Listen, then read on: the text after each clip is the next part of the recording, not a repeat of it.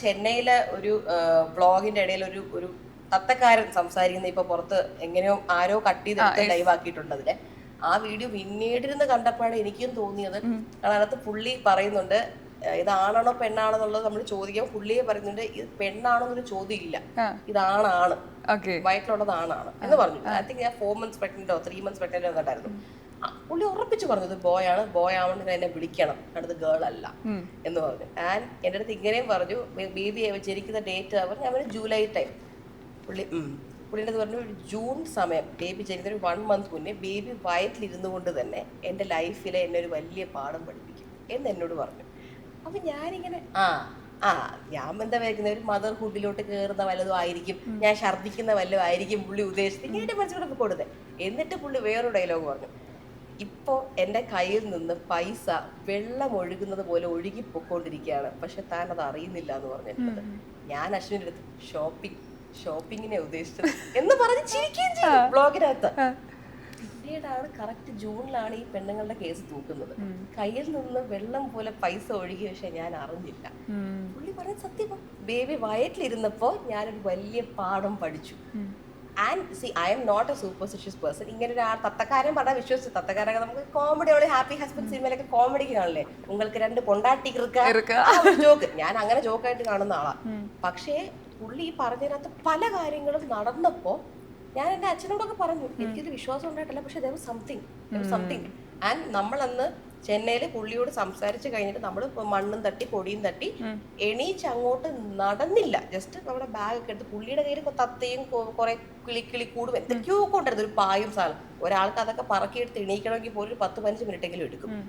നമ്മൾ അവിടെ നിന്ന് അങ്ങോട്ട് എണീച്ച് ജസ്റ്റ് ഫ്രണ്ടോട്ട് നടന്നിട്ട് തിരിഞ്ഞു നോക്കി, പുള്ളി എണീച്ച് പോയോ ഇല്ലെന്നൊന്നും അറിയാൻ. തിരിഞ്ഞു നോക്കിയപ്പോൾ പുള്ളിയെ കാണുന്നില്ല.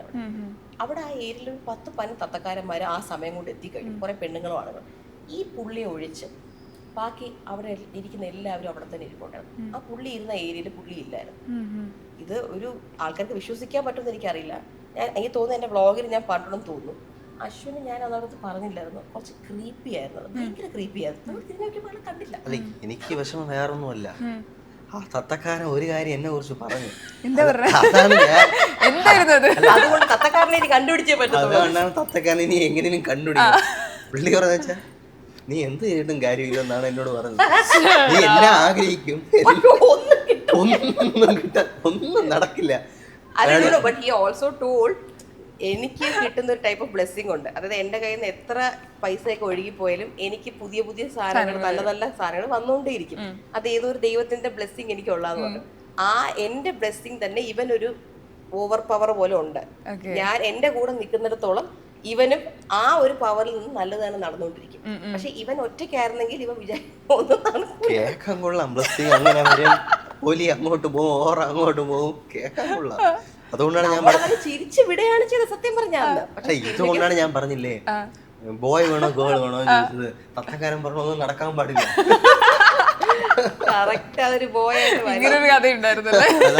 എനിക്ക് തോന്നുന്നു ഇനിയിപ്പോ മലയാളികളെ ആരെങ്കിലും ഒക്കെ ചെന്നൈ പോകുമ്പോ മറീന ബീച്ചിൽ പുള്ളിയെ ചിലപ്പോ പുള്ളി ഫേമസ് ആണെന്ന് തോന്നുന്നു.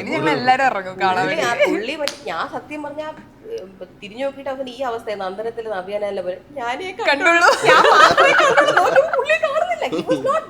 നമ്മൾ അവിടെയൊക്കെ നടന്നു നോക്കി ഏരിയ മൊത്തം പുള്ളിയെ കണ്ടില്ല.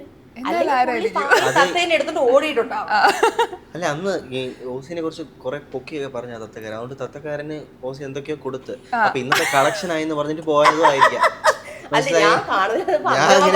അങ്ങേർക്ക് കിട്ടാനുള്ള കളക്ഷൻ കിട്ടി വീടെത്തിയിട്ടുണ്ടാവും. ഓസിയെ കുറിച്ച് നല്ല പോലെ പറഞ്ഞപ്പോ ഞാനിങ്ങനെ എണ്ണി കൊടുക്കും. ഇത്രയൊന്നും വേണ്ട എന്ന് വെച്ചാ തത്തക്കാരൻ അങ്ങനെയല്ലേ പറഞ്ഞു, ഒന്നും വേണ്ട കൊടുക്കണ്ട, അത്രയൊന്നും വേണ്ട, ഇരിക്കട്ടെ, അവരൊരു സന്തോഷമല്ല. നോക്കിയപ്പോ തിരിഞ്ഞു റീസൺ നമ്മൾ അതാണ് പ്രഡിക്റ്റ് ചെയ്യുന്നത്. എന്താ പറയാ, നമ്മുടെ ഈ ബർത്ത് വ്ലോഗ് ആയിട്ട് നമ്മൾ എടുക്കണം എന്നൊരു പ്ലാനേ ഇല്ല സത്യം പറഞ്ഞാ. ചുമ്മാ വെറുതെ അതൊന്നും കാണിക്കണ്ട, ജസ്റ്റ് നമ്മൾ അഡ്മിറ്റ് ചെയ്യുന്നു, പ്രസവിച്ചു, എന്തായി. ഈ ഫോണ് പോയത് ഈ എന്താ പറയാ പുള്ളിക്കാരിയുടെ ചേച്ചി, പുള്ളിക്കാരി ഒരു പെർഫെക്ഷനിസ്റ്റാ. മനസ്സിലായില്ലേ? ഇതൊക്കെ റെക്കോർഡ് ചെയ്യണം, ഇതൊക്കെ നോക്കുമ്പോഴേക്ക് പുള്ളിക്കാരി എല്ലാം ഞാനായിരുന്നെങ്കിൽ ഒരിക്കലും ആ ടൈമും അതൊന്നും റെക്കോർഡ് ചെയ്ത് അതിന്റെ മൈൻഡിൽ കൂടെ പോകത്തില്ല. അമ്മു ഇങ്ങനെ കുട്ടി മെമ്മറീസ് ഇങ്ങനെ, അതൊരു ചെറിയ കാര്യം, ഇപ്പൊ ഒരു കല്ലും മണ്ണും പോലും റെക്കോർഡ് ചെയ്ത് വെക്കുന്ന ആളാണ്. എനിക്ക് അത്രയൊന്നും പേഷ്യൻസ് ഇല്ല. പുള്ളിക്കാരിയാണ് ആ വീഡിയോസ് പലതും കവർ ചെയ്തതെന്ന് എനിക്ക് പിന്നീട്, എനിക്ക് അപ്പം ബോധമില്ലായിരുന്നു. പിന്നീട് ഞാൻ അറിഞ്ഞു അമ്മു ആണ് ആ വീഡിയോ എഡിറ്റ് ചെയ്തത്. അതുകൊണ്ട് ആ വീഡിയോയ്ക്ക് എന്റെ എഡിറ്റിംഗ് ലുക്കേ ആയിരുന്നില്ല, ആ വീഡിയോയ്ക്ക് വേറൊരു ലുക്കായിരുന്നു. അത് ആരൊക്കെ അടിയിൽ കമന്റ് ചെയ്തിട്ടുണ്ടായിരുന്നു, ഇത് അഹാനയാണോ വീഡിയോ എഡിറ്റ് ചെയ്തത് എന്നുള്ളപ്പം. ഐ മീൻ അമ്മുവിന്റെ വീഡിയോ അത്ര ബ്യൂട്ടി എന്നല്ല ഞാൻ പറഞ്ഞത്, പക്ഷെ എന്റെ വീഡിയോ പൊതുവെ ഒരു റോ കട്ടിങ് മേർജിങ് ആണ്, വീഡിയോ എടുക്കുക, മേർജ് ചെയ്യുക, അപ്ലോഡ് ചെയ്യുക. പക്ഷെ അമ്മു ചെയ്തതിനകത്ത് കുറച്ച് പറ്റിയ നല്ല ട്രാൻസിഷൻസും എല്ലാം ചെയ്തിട്ടുണ്ടായിരുന്നു. ഇവൻ വരുന്ന ടൈം ആൻഡ് 1 minute ലേറ്റ് എന്നൊക്കെ പറഞ്ഞ കുറെ ടെക്സ്റ്റ് ഒക്കെ ഞാനാണെങ്കിൽ ഒരിക്കലും അങ്ങനെ ചെയ്തില്ലായിരുന്നു. അമ്മു ചെയ്തത് കൊണ്ട് ആ ബ്ലോഗിന് ഇച്ചിരി കൂടി ഒരു ബ്യൂട്ടി വന്നു എന്ന് എനിക്ക് അക്സെപ്റ്റ് ചെയ്തേ പറ്റത്തുള്ളൂ. ആൻഡ് ഈ ഒരു വീഡിയോ എടുത്തപ്പോഴും ഞാൻ അശ്വിൻ്റെ അടുത്ത് പറയുന്നു, എന്തായാലും ഒരു വീഡിയോ കൂടെ കിട്ടി, യൂട്യൂബ് ഒന്ന് ആക്റ്റീവ് ആക്കി വെക്കാം, 1 million 2 million കിട്ടുന്നതിന് തെറ്റില്ലല്ലോ എന്ന് പറഞ്ഞാൽ ഇട്ടതാ. ഞാൻ സത്യം പറഞ്ഞാൽ പിന്നീട് ഇപ്പൊ അച്ഛൻ പറഞ്ഞപ്പോഴേ വേറൊരു കാര്യം ചിന്തിച്ചേ, ഇതിപ്പോ 87 lakh വ്യൂ നമ്മൾ കാണുന്നു, അതിൽ എത്ര ലക്ഷം പേര് ഇത് ടി വിയിൽ കണ്ടിട്ടുണ്ടാവും. അപ്പൊ ടി വിയിൽ കാണുമ്പോൾ അത് ഒരാളുടെ ചാനലിലൂടെയാണ് കാണുന്നത്. പക്ഷെ എന്നാലും ഒരാൾ കാണണമെന്നില്ല, ആ വീട്ടിൽ 10-15 പേര് കണ്ടിട്ടുണ്ടാവാം.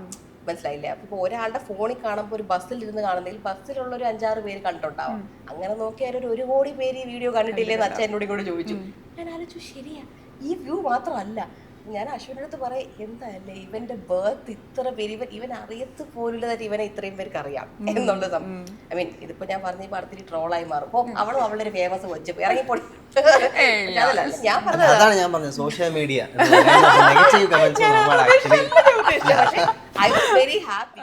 ഓഫീസിൽ ഞാൻ ഇടയ്ക്കൊക്കെ പോവാറുണ്ടല്ലോ. അപ്പോൾ ഇവരുടെ സ്റ്റാഫ് ഒരു 5-6 പേരൊക്കെ ഉണ്ട്. അപ്പോൾ അവരിങ്ങനെ പാക്കൊക്കെ ചെയ്യണം. ഇങ്ങനെ ഞാൻ എൻ്റെ അമ്മ കുറേ പേര് ഇങ്ങനെ മീനമാസ് ബിസിനസ്സിൽ ഒരു സ്റ്റാഫ് പോലും ആക്ച്വലി സത്യം പറഞ്ഞാൽ ഇല്ല. മീനമാസ് അച്ഛനാണ് ഫുള്ള് പാക്ക് ചെയ്യണം, അവിടെ മെയിനാണ്. അപ്പോഴാണ് പിന്നെ ഇവിടെ എന്താ സാധനമായാലും മേടിച്ചായാലും, പക്ഷെ പേര് മീനമാസ് കിച്ചനാണ്. പുള്ളിക്ക് അത് ആഗ്രഹവും ഇല്ല, മനസ്സിലായി. അമ്മയാണ് പക്ഷെ നല്ല ഉണ്ടാക്കുന്നത്. പക്ഷെ ഈക്വലി ഞാൻ പറയത്തില്ലേ, ആ റെക്കഗ്നേഷൻ കിട്ടില്ല എന്ന് പറഞ്ഞിട്ട് ഒരു കുഴപ്പമൊന്നുമില്ല. ഒത്തിരി എഫേർട്ട് അച്ഛൻ ഇടുന്നുണ്ട്. ബിക്കോസ് ഇപ്പം അതിന് വേണ്ടിയുള്ള പാക്കിംഗ് മെറ്റീരിയൽസ് ആയാലും കുക്കിംഗ് ഇൻഗ്രീഡിയൻസ് ആയാലും എല്ലാം പുള്ളി വെയിലത്ത് സ്കൂട്ടറിൽ പോയി ഫുൾ മേടിച്ച് കൊണ്ടുവരും. പുള്ളിയാണ് അത് ആക്ച്വലി അതിന്റെ ബിഹൈൻഡ്, അതിന്റെ ഒരു എന്താ പറയുക, ഒരു ഫുൾ ബേസ് പുള്ളിയാണ് ചെയ്യുന്നത്. ലൈക്ക് ആന്റി അത് ഉണ്ടാക്കുന്നു, ആന്റിക്ക് അപ്പോസ് എന്റെ വീഡിയോക്കകത്ത് തന്നെ മാർക്കറ്റ് ചെയ്യാനും പറയാനൊക്കെ അറിയാം. പക്ഷെ അങ്കിള് അതൊന്നും ചെയ്യില്ല. അങ്കിളാണ് എൻ്റെ ഒരു ബേസ് ഫുൾ ക്രിയേറ്റ് ചെയ്ത് വെച്ചേക്കുന്നത്. ശരിക്കും ലൈക്ക് കൊറിയറിന് കൊണ്ട് കൊടുക്കുന്നതിലും എല്ലാം ദാറ്റ് ഹി ഡസ്. അല്ലെ, നമുക്ക് എവിടെയൊക്കെ സാധനം നമുക്ക് കുറച്ച് കിട്ടുന്നൊക്കെ പറഞ്ഞിരുന്നു. കടയിൽ പോയാൽ അങ്ങനെ കിട്ടും. അങ്ങനെ ഞാൻ അന്തം വിട്ട് പോയി. എൻ്റെ അമ്മ, നമ്മൾ വിചാരിച്ചു നമ്മൾ ഭയങ്കര വലിയ പഠിപ്പൊക്കെ ഉള്ളതാണല്ലോ. ഗ്രൗണ്ട് റിയാലിറ്റി ഉള്ള ആൾക്കാരല്ലേ എപ്പോഴും നല്ലത്. അതാണ് മറ്റേ അതിന്റെ ഒരു അച്ഛനായതിനു ശേഷം ഈ ഒരു തോട്ട് നമുക്കൊരു ഫീൽ വരുമല്ലോ. എനിക്ക് ഞാൻ സത്യം പറയാനുണ്ടല്ലോ, ഞാൻ അച്ഛനെ കുറിച്ച് സംസാരിക്കാനുള്ള കാരണമേ ഇതായിരുന്നു. മീൻസ് ഇത് കഴിഞ്ഞിട്ട് എനിക്ക് എങ്ങനെ ഹാൻഡിൽ ചെയ്യുന്നത് എനിക്ക് മനസ്സിലാവുന്നേ ഇല്ല.